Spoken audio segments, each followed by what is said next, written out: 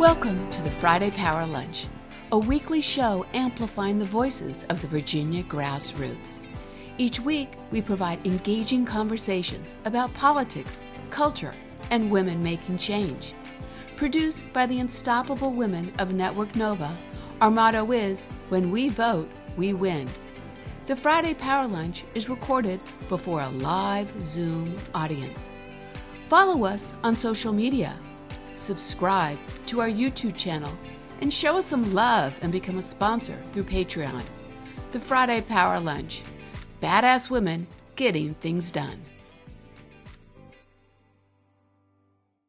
Live from Network Nova, it's September 27th, and you are on the Friday Power Lunch. I'm your host, Katherine White, bringing you the guests, the issues, the action, and we fuel things across Virginia. And today you're going to see PA, North Carolina, Arizona, across the country. That's how we're going to win. And we have some great guests to talk about that and how we can volunteer in swing states and how you can help. So this is going to be pretty exciting.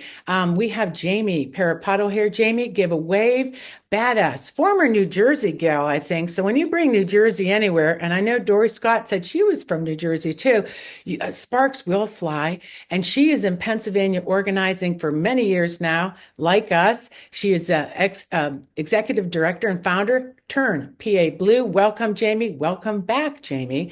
Also, Jeffrey BERNFELD, Senior Advisor, Special Projects, Mecklenburg County, North Carolina Democratic Party. And we know that Anderson Clayton was just in D.C.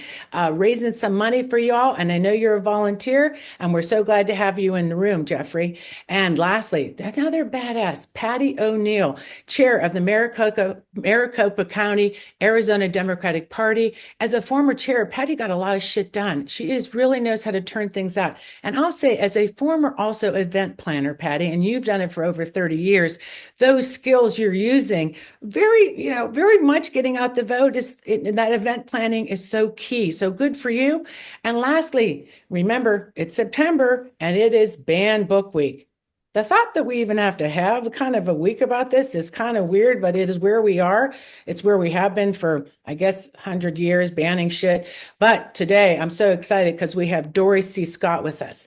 DORRI is amazing. She's an executive. She's an executive. She has her MBA. She's a doctoral candidate. She's an innovative educator and a DEI champion. Yes, she is a DEI, say it, champion. And she is our poet laureate for the summit. We're so glad to have you back. And could I say more? Clinical social worker.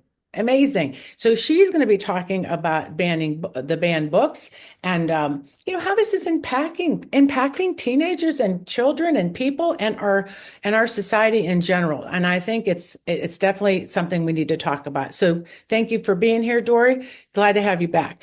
Let's do some power chitty chat. I want to bring up Susan Wagner, Markers of Democracy, and friend of the forever friend, Fennell Norton. What's happening? What do you got there? What are you pointing at, Fennell? I see you. Oh, wait. I see your mouth moving, but there's nothing coming. I don't have your... Yeah, you guys were way taller than me, so I was moving myself up so I could... Oh, you're measuring. Yeah, I see. Yeah, you had the measurement. Well, I'm so glad. Susan, we were kind of chatting in the back room to do some what's going on in New York real quick. And also, with this weird, creepy stuff, that Trump is our protector. I mean, can it get weirder, New York? And then what's going on with New York people? Yeah. We used to think we were the center of the universe, but now we wish we weren't. So our mayor was indicted this morning. It had been, it's a bizarre, but for the last probably year and a half, there have been investigations into the mayor and his entire circle around him, and very unusual. They were seizing phones, they were seizing, files.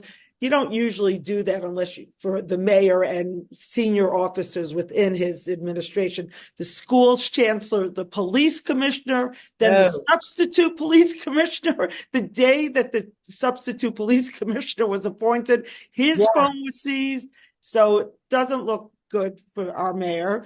And it's embarrassing. I came out of city government, so I am particularly humiliated. Well, I think, what I like about Democrats is we hold people accountable. I think if this was unfortunately Republican, we wouldn't see that. It's sort of like Mark Robinson in North Carolina. You can be a black Nazi, like porn, and they're still behind you. How about that? So Fennell, what's on your mind today down in the Eastern Shore? You have some news going on down there? So I don't have any news, but since we're talking about national stuff a little bit, I can tell you what's really bugging me. I Okay. was really bugged about the Marcellus Williams case in Missouri. Oh, gosh almighty. I think it points to the Supreme Court and just how corrupt they are. Yeah. And I think, I think this just brings us to the point where empathy is missing from this Republican Party, where just common sense is missing. And I think that we just really have to highlight these things because they tell the story of what we're dealing with. And I think it's really important that when we're talking to people, that we really explain to them what is happening. So we had a man in Missouri where the prosecutor's office felt like that there was just a whole lot of things that happened that really pointed to him being innocent. Just, I'm not going to go into all of them, but just know that when the prosecutors themselves say something is really wrong here, and when you have the victim's family come out to say something is wrong, and all these people are saying this, and yet we have a Supreme Court and the MAGA court in Missouri all said, despite the fact that this man could be innocent, that they put him to death. And that just was really chilling to me. It is chilling. And the notion that our society has lost its compassion, its common sense. I mean, I think in any other environment, that would not have happened. No, I mean the Supreme Court. I think it was last year, the year before, passed. They definitely sided with people not having the right to kind of contest their death penalty. Remember, so that really sets the precedent for like just being okay to kill innocent people. So I think that this is why we fight harder. And when I think about the contrast, we talked about that a lot last week. What's on the line? The contrast couldn't be really starker, right, with the different sides. And I think I saw the vice president out yesterday talking about her economic plan, and also fighting in that space for reproductive rights. I have to say, we definitely have to get in there more on reproductive rights. With the second death of a woman down in Georgia, we see the cruelty on display, and we know we don't have all the even numbers now. So with that said, I think that we are today going to find out how we can get busy in these states to get volunteers in there. And even you can maybe do this volunteering for the comfort of home and don't have to travel. So what are your thoughts when you think about today and what we want to talk about? Then I'll start Well, with you. here's what I want to say. First, I want to shout out and give kudos to Susan and her team for the 24-hour postcarding event, the 24-hour event. It was just fantastic. And I missed a whole bunch of things that I was supposed to be doing because I would tune in and then I would forget that I was supposed to be somewhere else. And so maybe you want to just chat about the power of those 24 hours. Thank you. It was our third. We had done the first one in 2020, then the second one in 2022. And we were like, oh, can we pull this off again? But it was Freedom Summer, so we had a theme, and you guys had done such a good job on the Women's Summit, so we took some lessons from you. And then the truth be told, the grassroots has come so far that when we reached out for all of the programming, we didn't get a no from anybody.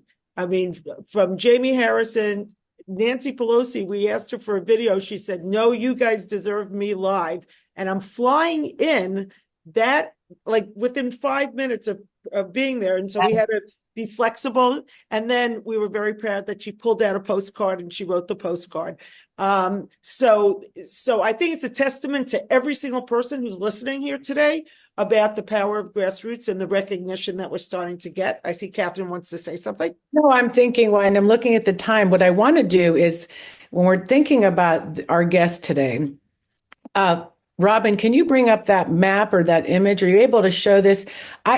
When we talk about volunteering around the states and what we've talked about, how we've grown, like, Virginia, we were just working in our state. We were going around to flip it. And then now we're working in other states. And talk about what this image is, Fennell. So this is so fantastic. So this is a volunteer who, wherever she writes postcards or letters, she marks it on this map. And Yes. so when you look at this, I was so inspired by this, and I'm going to do one myself because I'm going to say, well, how many places can I volunteer and where can I have an impact? So I just think this is powerful for anyone who is thinking about or who does grassroots now in terms of postcards or letters Yes. or phone calls, that you can actually map out the impact that you have across the country. How cool is Yeah. that?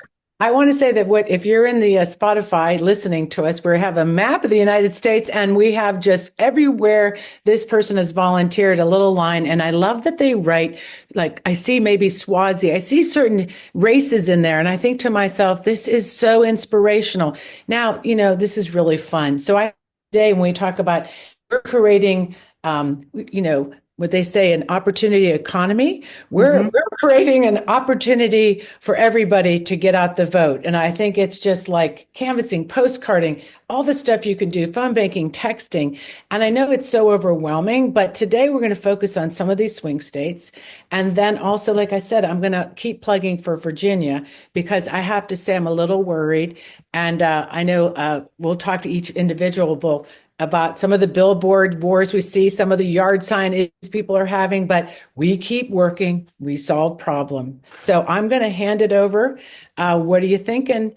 Oh, and I do want to say lastly, why it's so important we're talking about Banned Book Week is that in Congressional District 2 down in Virginia Beach, the school board has already banned books, and also in Shenandoah. This is happening. Glenn Youngkin is responsible for it. He doesn't want to take ownership of it, but he has, and it is real and is impacting Virginia. That's why I want to make sure that in this election, it's on the ballot.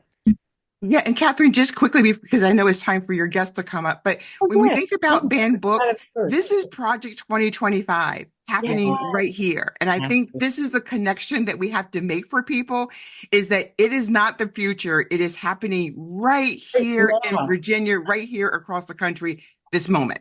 Yeah, they banned Slaughterhouse Five, like all our favorite books, and we turned out okay after all that reading. So good for us.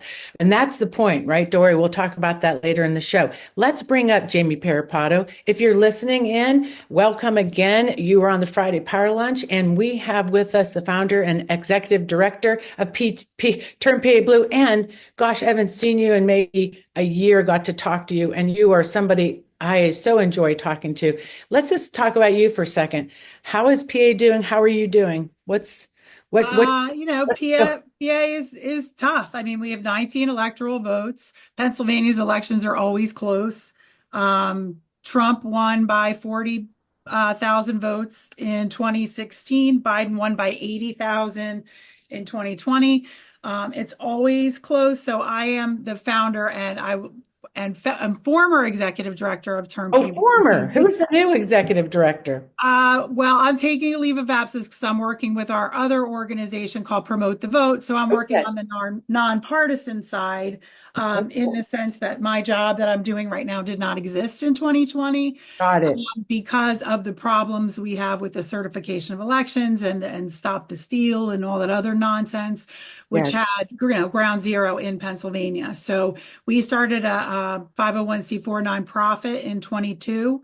And Turn PA Blues, as always, is dedicated, focused on working in the state legislative battleground. But for Promote the Vote, we're working on turnout issues. And also this allows me to use my legal background. And we're working with the boards of elections and increasing voting access.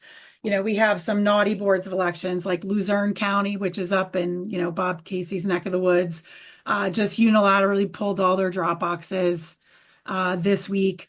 So there's a lot of bad things happening that are meant to obstruct the vote. So that's why this cycle I'm walled off, as we say. So I'm not engaged in direct physical voting activity, but Turn PA Blue.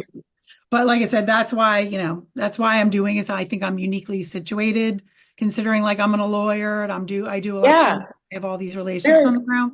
Yeah, and people should know too, what's nice about we've been friends since 17. Well, your growth mirrors a lot of ours, how you've been battling on the legislative level. And what we know is state legislature, when our state, running your state so important. When we got that blue trifecta, we passed all these laws that actually protected us now. And I think about how if we never did that, we'd be in shit creek. We'd be And that's where we are in Pennsylvania. So we have a fabulous governor in Josh Shapiro. Yes.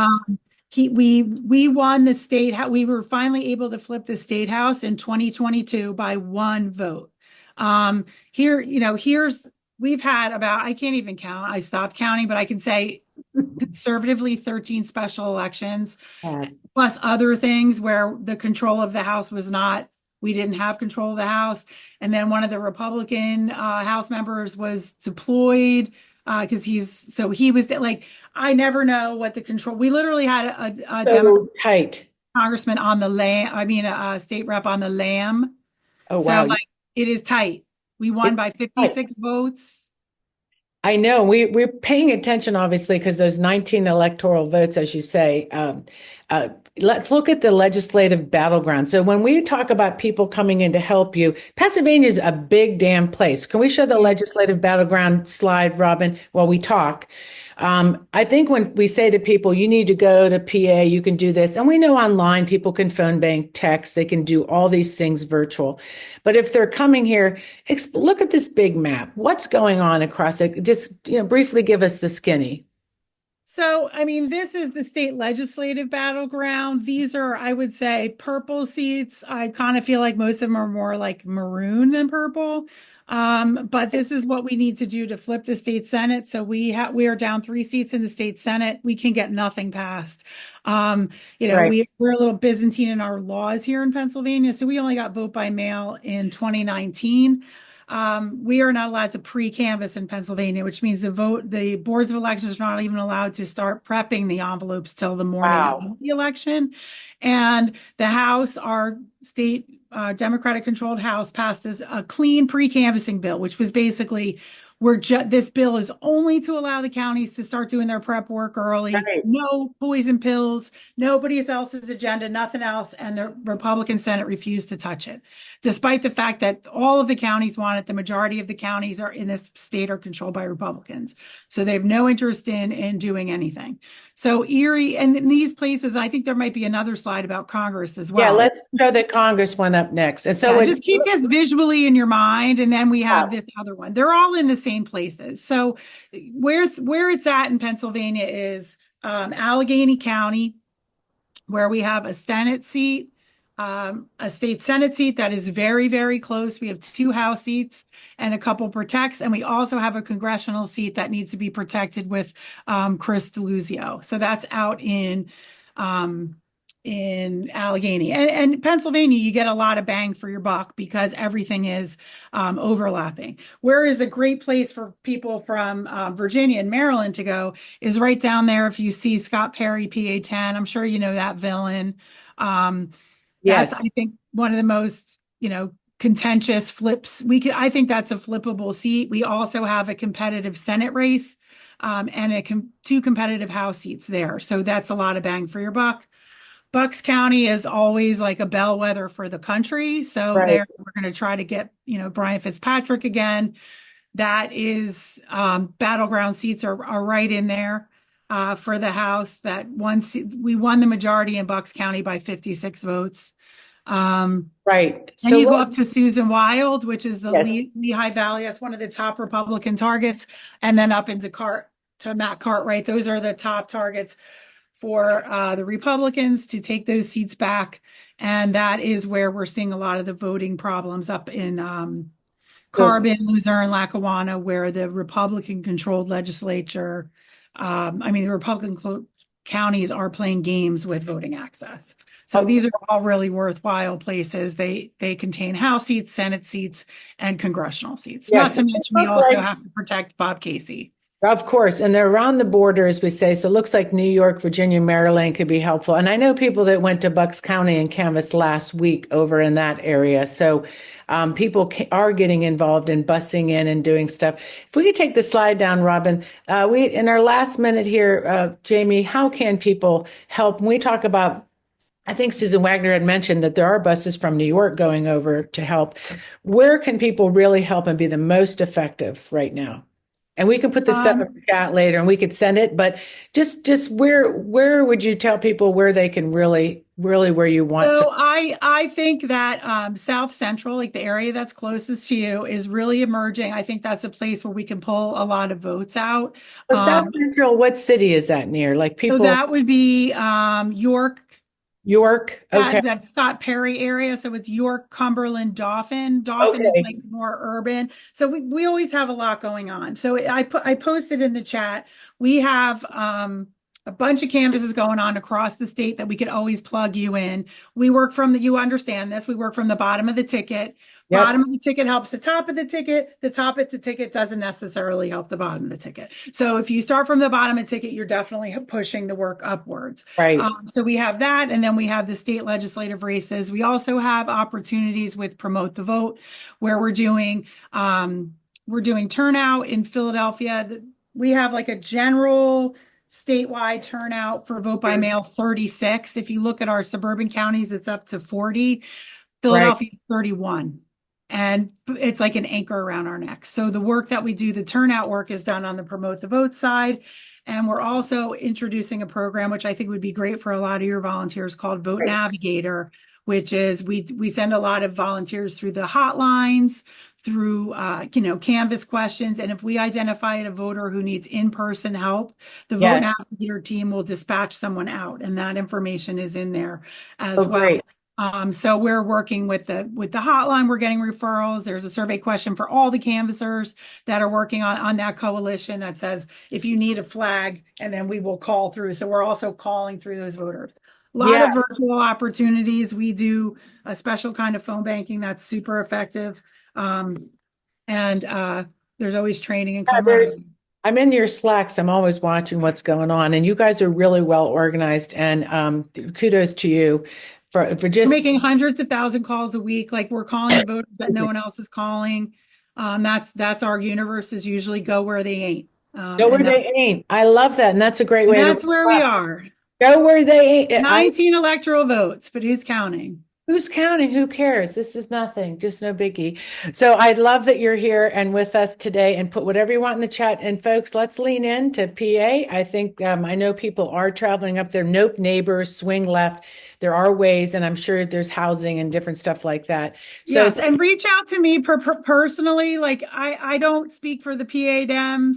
Yes. I don't work with the PA Dems. If you reached out to the PA Dems and got ignored, I'm sorry, but that's why we have our own program, and we don't. Isn't that the damn truth? Okay, so Jamie, good luck, and here's my personal email, so I will connect you if you're having trouble or you want something. Like, just reach out to me, and I got you. Thank you, Jamie Perrapato from Turn PA Blue, Executive Director. Thank you for being here. Promote the Vote PA. Promote the Vote PA. Thank you. Now, no longer executive director of that. Thank you for that. I'll be back, but it's just, I know.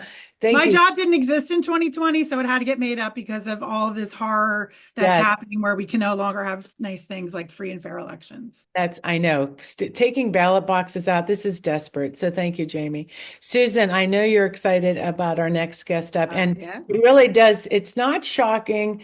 We know the only way the Republicans can win, because they're not really competing the right way. They're just stealing shit, and they're doing weird stuff and taking ballot boxes and making it harder to vote.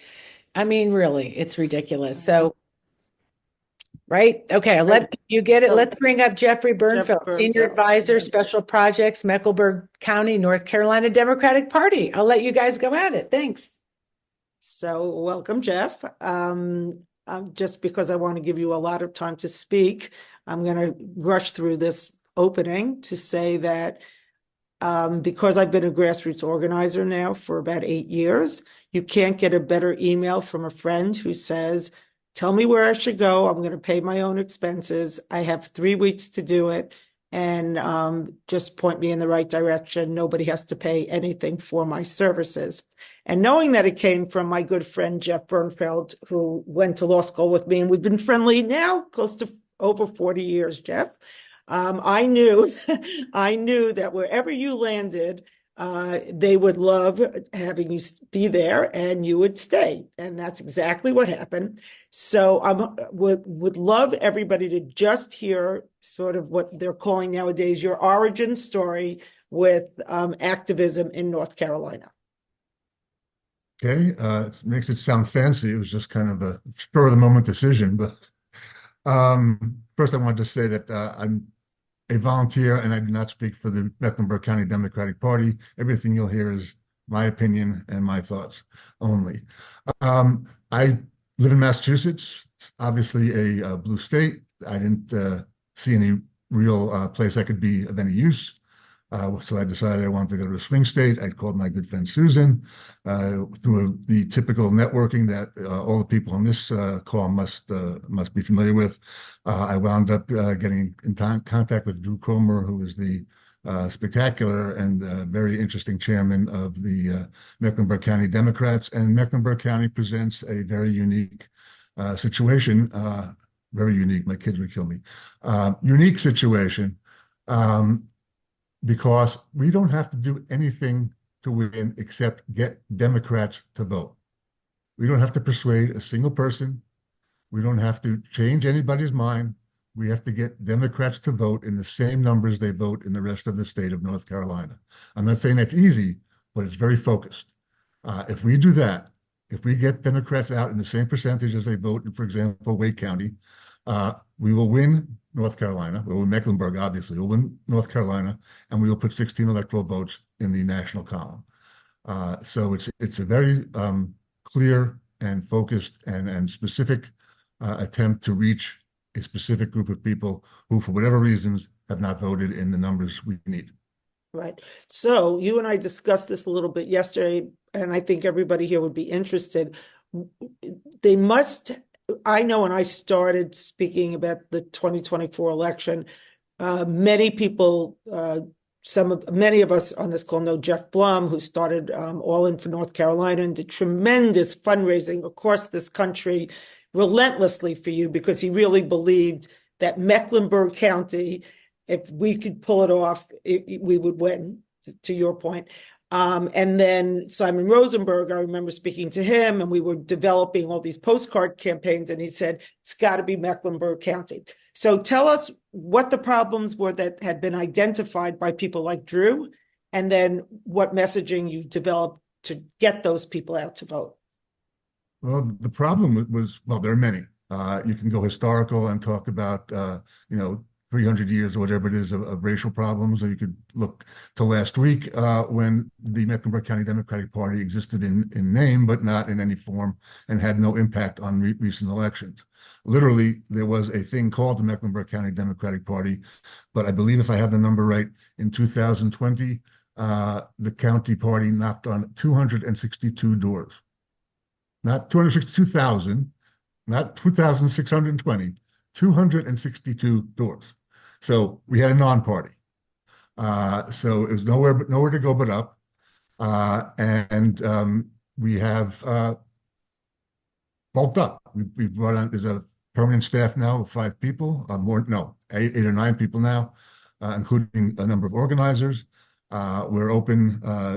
We were open 5 days a week. Now we're open 6 days a week. We'll probably be open 7 days a week. We have a very thorough canvassing program that targets precinct by precinct. We do phone banking every day of the week. We do phone banking from the office. We do phone banking remotely. The people can call in from pretty much anywhere. So it's gone from nothing to something, really. And the something is quite impressive, I think, in terms of the numbers. After the switch in the presidential ballot, when Kamala came on, the uptick, as experienced everywhere, and volunteer interest in general interest was tremendous. So we have lots of volunteers, never enough, always need more. But we do have active, energized, enthusiastic people every day of the week. We have people who sign up and come in according to a schedule. We have people who just walk in off the street. and we just, can put everybody to work doing voter contact of one sort or another. The question we ask each other is very simple. Whatever the issue is, will it help us win? If the answer is yes, we do it. If the answer is no, shut up. That makes perfect sense. So two questions. One is, how receptive has the county party been to having assistance from grassroots organizing groups, not just individual volunteers who wander in and out, because that is typical. But one of the things we have been advocating for is a very constructive relationship. I don't know if you have any active grassroots groups similar to the ones you're seeing here today, but I'm curious about that relationship. And do you think that there's potential for that in the future? I think partly it's a trick question, because I think vis-a-vis national and statewide organizations, we see ourselves as a grassroots organization. Well put. But as you mentioned, All In for North Carolina has been an absolute gem to work with. They've been great for us, both money and people, and the people working to raise that money and bring those people. Shout out to all of them. But yeah, grassroots organizations are very welcome. We don't have a lot of formal relationships. We have lots of informal relationships with a lot of identity groups, interest groups of various sorts that we work with on specific projects, that we work with on canvassing in their neighborhoods with their a much bigger force. So yeah, we do plenty. We have the League of Conservation Voters has just started. I don't know if they count as grassroots or not, but they've started a major effort in Mecklenburg just last week. So we're working with them. Right. Yes, We would yes, call, please. yeah, actually, we would call them constituency groups, and, we would distinguish them from grassroots, but Okay. it's good. It's good, though, that there's a welcoming of, and we could discuss sort of the academics behind that. So final question. It's going to be a very funny question to ask you, but somebody asked me to ask this. So if I want to become Jeff BERNFELD in 2025 or 2026 in a state, how do I secure a job like yours? I volunteered. That's all. I volunteered. I said, I'm coming down. I'll do anything you need. And there is so much to do. If you've ever worked in a startup or a young company situation, then it's exactly the same. Companies need everything. Whatever hole you can fill, you fill. You do it well, people will notice, and you'll do more. And that's really, show up. What's the old saying? 90% of life is showing up. That's right. One of the things, it's interesting, one of the things we were advocating for, and this didn't succeed, as Alan just arrived. Hey. Anyway, we wanted to have the positions like yours, a position where there was a person sort of responsible for working with out-of-state people in the state. And I know if somebody calls me and says, I want to do this in North Carolina, I'm from out of state, I want to work in North Carolina, I know you're there and that you will be welcoming. And to the point that Jamie made, which I think is a very valid point, we get people so enthused, they call up, they email, and they never get a response. And then, you're out to dinner with them, right? And you say, blah, blah, blah. And your friend says, I did that. And nobody responded, and nobody responded. So when we did the Tom Suozzi race in New York, we actually had a similar person to you, and he responded, and it worked very well. So I think you are a very good role model for other, as we move along on this sort of getting a better relationship between grassroots and state committees or county committees. Let me say that out of state is not the only thing I do. So I see a lot of different aspects. And I will tell you that I am very frustrated and a little embarrassed at the number of people who do fall through the cracks despite our best efforts. It happens. These are temporary organizations that are built up very quickly and will disappear very quickly. It's not a matter of intentions. It's not a matter of want to, but messages get lost. Literally, the messages get lost. People change jobs. All kinds of things happen. All I can say is it's not intentional. It's not personal to you. Try again. And certainly, if you get somebody's name, call that person as opposed to just calling the office. That will help. Thank you so much, Jeff. Hope you'll stay on for the after chat. People could ask you questions directly. Now I'm going to turn it over to Fidel. Thank you so much, Susan, and thank you, Jeff. I'm going to be him when I grow up too. I am so happy to bring on Patti O'Neill. She has done so many things, but the thing we're going to talk about today is what she's doing as the chair of the Maricopa City Council, the Maricopa County Democratic Party in Arizona. Thank you. Let me get that right. This is so exciting. So here's the things that you do that I think are just huge.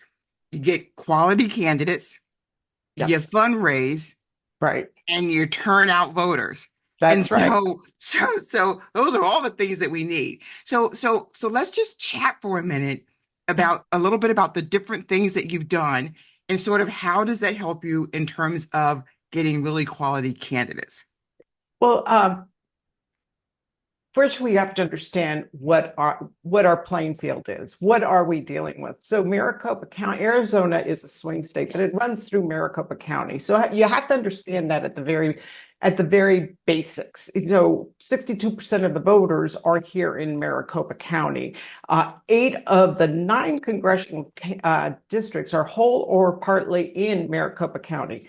20 of the legislative districts are in this county alone. So I feel like I operate a business. I have 20 satellite offices, you might say. So I have to stand them up, right? That's my job, is to make sure all of those offices are operational. But I also have to have them a reason to operate. So you recruit quality candidates and you fill every seat. You don't leave anything unturned. You turn everything over and you look for those candidates. And we have been so incredibly lucky that we have been able to field at the county level 10 of the 11 open seats. And they're really, really important because they impact our elections. You know, what we do here in Maricopa County affects the nation. So imagine, yeah. So we're not going to let you teach the Republicans how to do any of that. We're going to let them keep on with their Mark Robinsons. So I want to chat for a minute about turnout, because that's really where we are right now, and we've got to get people to turn out. You have a strategy that you use for turnout, and you've turned out some of the highest numbers historically in Maricopa County. How do you do it? Yeah, so we use a very simple tool. It is, everybody's heard of a slate card, but we provide them a ballot guide that looks like a ballot. It's simple. It looks very official, you might say. It's black and white, has a little bubble like you would see on your ballot. So it is a guide, and we start from the top right to the bottom. And because I believe one of our speakers said, it's not the top that brings voters down, it's from the bottom up. And that is one of our campaigns, is bottoms up, by the way. Okay. Yeah. So talk about how that works. Give me a little bit more detail about what you do. So now you've got this ballot. So what happens next? So every district, out of the 20 districts, I would say a good 75% of them are operationally standing up, but we always have a few of those districts that need a little help. That, you know, volunteering is a luxury, and we can't make any judgments. We just have to jump in and help them, right? So what we have identified is those 4 districts that we have left the most votes on the table. We should never do that. We should actually increase, if we were able to increase 3 to 4% in those 4 districts, we can assure a Harris Walz win. We can send Ruben Gallego to the Senate, and we can also vote in our countywide candidates too. So let me just get this straight. So it's not necessarily about persuasion. So I want to say to everybody, I am talking to the person who knows. This is the chair of the Maricopa County Democratic Party, one of the most important counties in the country. So tell me about it. So now you've got these four places that you sort of decided are really important. When you go there, what do you do? So it's actually multi-level. It's not just one thing. It's a multitude of things. So we are providing them with these ballot guides and a voter guide, actual pamphlet. We had a 2-page ballot this year. That's another story.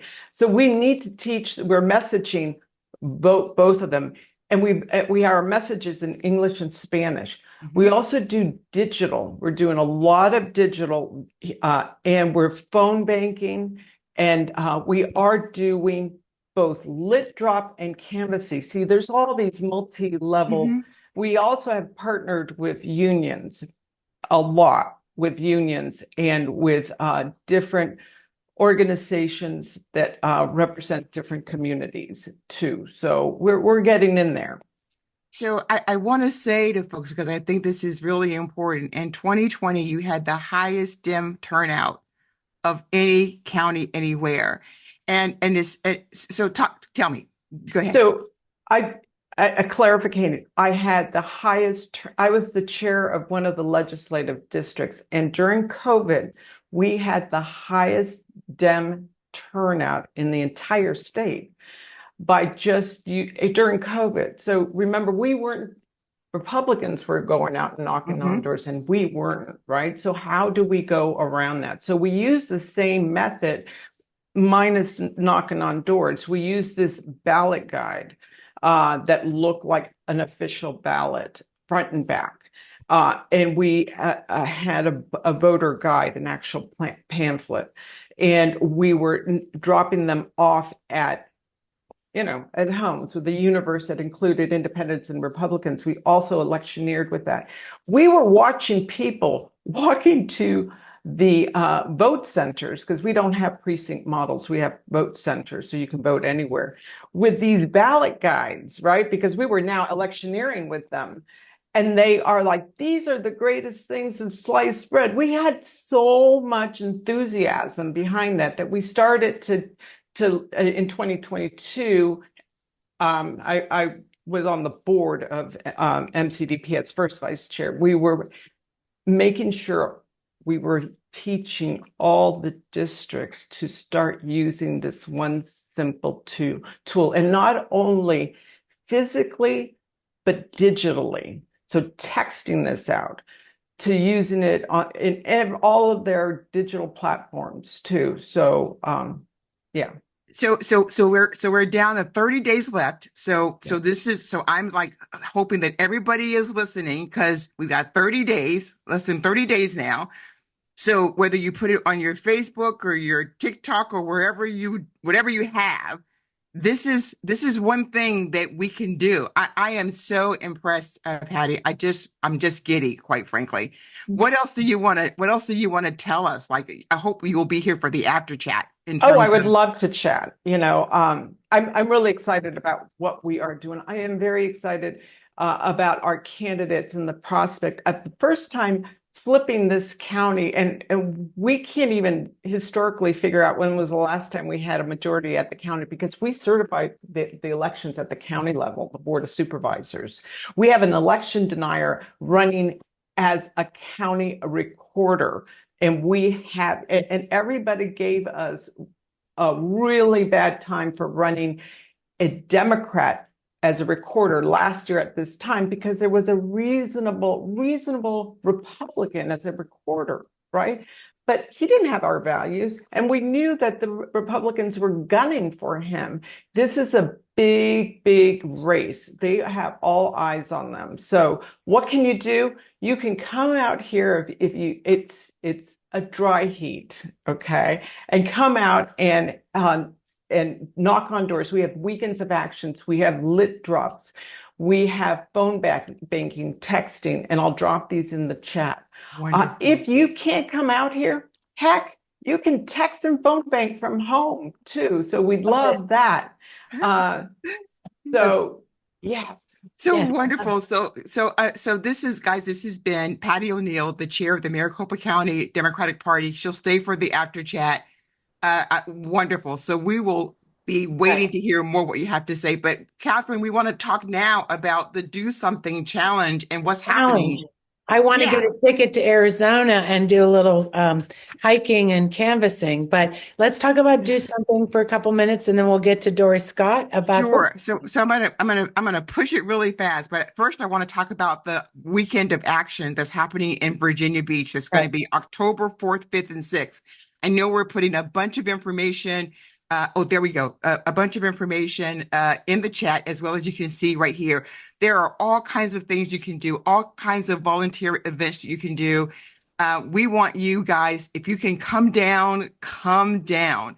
Katherine, what else do you want to say about this? Because this is an important CD2 district for Missy Cottage Council. Thank you to Cova Coalition, Carrie Shirt and Heidi Dragneff. They're affiliate of Network Nova. They're bringing the heat to Virginia Beach, and we're going down there Friday. We'll have a nice social that night, and we'll put all the details in. We'll be canvassing all day on Saturday, doing some souls of the polls. And it's not just canvassing, it's postcarding, stuffing envelopes, doing all kind of cool stuff. So join us, because again, we said CD second. We want to flip it.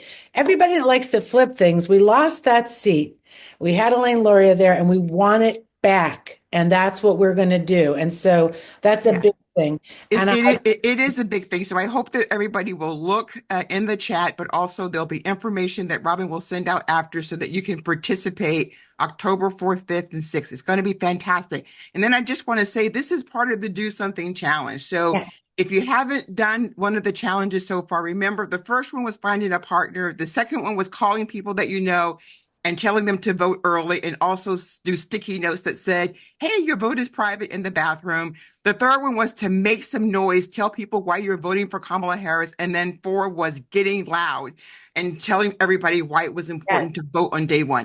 This week, the Do Something Challenge is to actually get out there and physically do something. So you could do anything you choose. You can go and take food to the precinct. You can put a sign in the yard, but it is to do something physical of your choice. And just for everybody, I just want to say that everybody loved the Hamilton. If you are part of the REACH organization with Demcast, you would have had that on voter registration day, because that was out there. So I'm going to encourage people that is also a do something that you can do. So that's it. Yes. And I think, again, out of your comfort zone, I think that's really important. I want to say I talked to Tom Bonnier this morning of Target Smart, and we know Tom is the one who predicted the red wave wasn't real. And I said, how is early voting going? He says it's hard to say, but 24% of likely GOP voters. And so what he is saying is, he said it's heavily compromised of election day voters from 2020. Okay, so heavily we're seeing people that came out on election day, voted day 1 or this week. 24% of those were likely GOP vote, 8% Dem vote. We have some work to do. But the good news, higher rate of Black voters are voting, higher rate than in 2020. Yeah. Okay, let's go. Okay, so that's a little tidbit to put some fire under your butts. Guys, we got to get this out. We can't be, sitting back. We got to do something. So thank you. And with that, I would love to bring up our next guest. I'm very excited to have DORRI back, DORRI C. Scott, and she is a doctoral candidate. And she's doing this on banned books. I'll let her talk about that. She's also just an awesome poet. She's an educator. She cares about people. The social worker part of this, I feel, really may have informed your thesis of what you want to study for your doctoral thesis, right? I mean, you're just like, how does book bans affect teenagers, right? Oh my gosh, how does it impact you? It's a censorship problem. It's related to our librarians. It's related to what our kids read. It's related to literacy. It just goes on and on and on. Let me tell you, I wasn't into doing banned books as a thesis. I was interested in doing something in education. I thought, oh, I'm not going to do something about something. I decided to do this because Toni Morrison's book, Bluest Eye, was banned. Yes. So I started asking people, oh, is there a book that you like? Yes. Anne Frank is banned. Yes. Charlotte Webb, banned. These are books that we read. Here's the big one. Judy Blume. She's written 20 plus books. They are banned. Yes. And states, Texas, Virginia, And you Virginia. number one, Florida. Florida. Well, I think what Fennell always likes to say, the Republicans want to make people stupider and stupider. And I just have to say, when you and I were talking about growing up, how important reading was in our household. And I loved your story about Scott's little library. Would you call it? You had a little library where people could come get books. I did, because my parents came from the segregated South. My parents did not have the opportunity that I've had to go to college, but education was so important. They made sure we had books in our home. And so as a kid, my father would take me around to find books that related to Black people, brown people, Jewish people, Muslims. I grew up in a neighborhood that I was the lonely only. I was an African American girl who grew up in a Jewish neighborhood. But people couldn't find the books that related to who we were. So we would find them, and people could borrow the books from my first business, Scott's Library. And you know what? If you brought the book back and it was late, you paid me a fine. But the big deal was I was about books, because books changed lives, because education is what helps us to continue to rise. No, I agree. And I was really thinking about that. We really just speaking to you about how it informed my life. And I think about when people are looking at book bans and they have this parental rights thing, and some parents decide they can make a decision for everybody. And I think, that's what at least Glenn Youngkin's trying to position of it. By the way, he was just in Texas being interviewed about his state. And he really is running from the idea that he banned these books. And Beloved, another Toni Morrison, was one of the books that was talked about. And actually, that was a big debate in Virginia. Remember the Beloved book? It was something debatable, what kids should be exposed to. But why is it so important? Like you said, touch on it again, that kids be exposed to books. So here's what happens. When you are a child and you're trying to figure something out, let's say that you're trying to figure out who I am. A book might be a place that you would go because you're not able to go to an adult, a teacher, a friend. So you can do that. That's why Judy Blume wrote her books. She wanted girls to be able to understand what's happening. My body, right. Right. A little girl's body is changing. And she talked about it in the book, and the girl says, oh, that's it. That's what's happening with me. When you're trying to figure out what's happening with you, if you might have been sexually assaulted, you might go to a book to understand, oh, is that what happens? Let me tell it to you this way, Robbin. I think you'll get it. As a girl, in search of myself, there was a time when nothing, even a book, a place or a thing that I could find me. So I went to a book. Nothing was wrong with me. In fact, everything was right with the world and me. I was just different. And then came along this little girl named Pecola. And Pecola was a little brown girl who was in the book that I love so much, The Bluest Eye. She had blue eyes. She just didn't quite fit. She was sexually assaulted. She was confused. It was shameful. It was hurting. But over time, she figured it out. She learned. She taught to love herself in a book. She turned to love her brown skin in a book. She turned to recognize that blue eyes for Black girls, it's okay, in a book. The Bluest Eye by Toni Morrison, alongside Maya Angelou's books, they're my favorite books of all time. I saw me. I want girls to find themselves. Imperfectly, it's okay. Perfectly spoken, the book said it's okay. Robbin, you said this to me yesterday. You said, what's your favorite book? Robbin, what's your favorite book from when you were a girl? Well, Robbin's up in the deck. I'm Katherine, but I know you mean.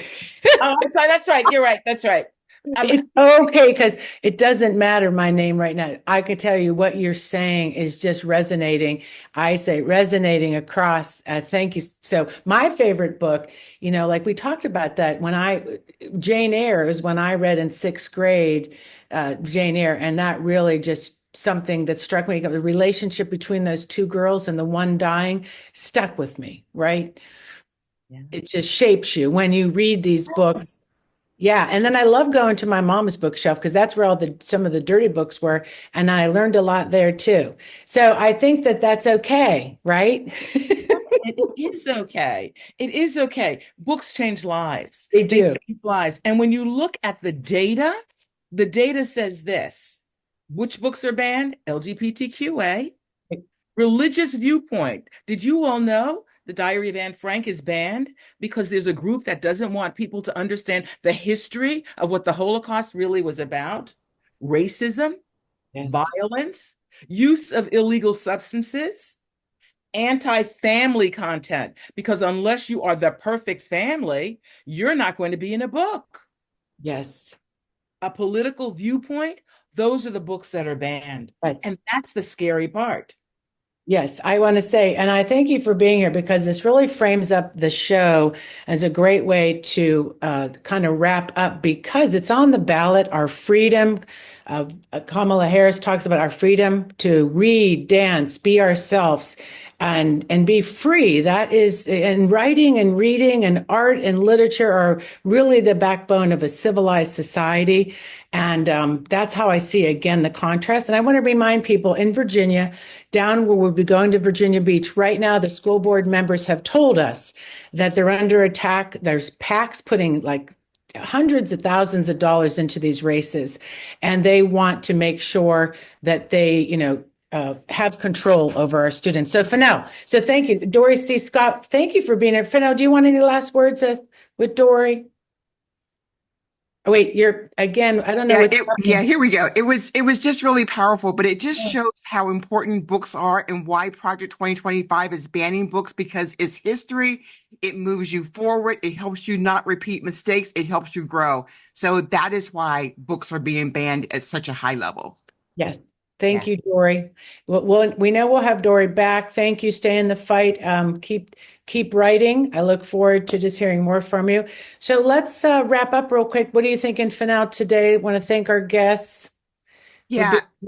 I know we're running out of time. I was going to say, I love what Jeff said, which is, we do just about anything that we're asked. If it helps, we do it.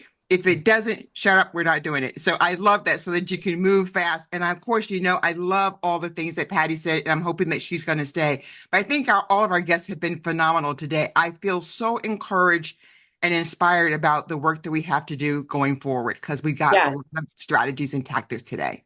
Well, let me say thank you to Jamie Perrapato coming here to talk to us from, Turn PA Blue. If you can organize their help, do so. Also, Jeffrey BERNFELD. We love hearing about North Carolina. We know we can take that state. Patty O'Neill. I love that when people have skill, like, again, what we're all doing here with our grassroots, we put our skill to work in this space. And DORRI C. Scott, what a wonderful way to frame up what really is on the ballot in the sense of freedom. So we thank them all for that. And I want to say before we go over to the other side and join us for the after chat, to make sure that we remember the power we all have when we want to do just even little things. I want to remind people that you don't have to wait for somebody to ask you. You don't have to just wait to raise your hand. Just do it. There was a young high school kid that made a ballot for the city council races in Alexandria. When we go now to some of these city races, you don't know who the Republican or Democrat is. And so people are confused. This young journalist in the Alexandria High School, he made a voter guide and he just interviewed each one of the people on the ballot about their issues. So you can get a green mark or a red mark. And it really just shows people when they go vote, they're really informed. And I just love that, when you just think, when you see something and you solve it like that, that's in our grasp too, just to do what needs to be done and not really wait for somebody to tell you. So that's what my little nugget is for today. And also my last nugget is if you're not a patron, I have to say, why not look into it? Why not join the team and be part of the team? It's a great place to be. We thank you for those who have supported us. And also make sure that you look out for the recap that's coming that will send you all the links of how to get involved and make sure that also we're on YouTube. Like, subscribe, and share. And we want to say thank you to the team and see you on the other side. Next week's going to be just as fun. I don't know what to say, right?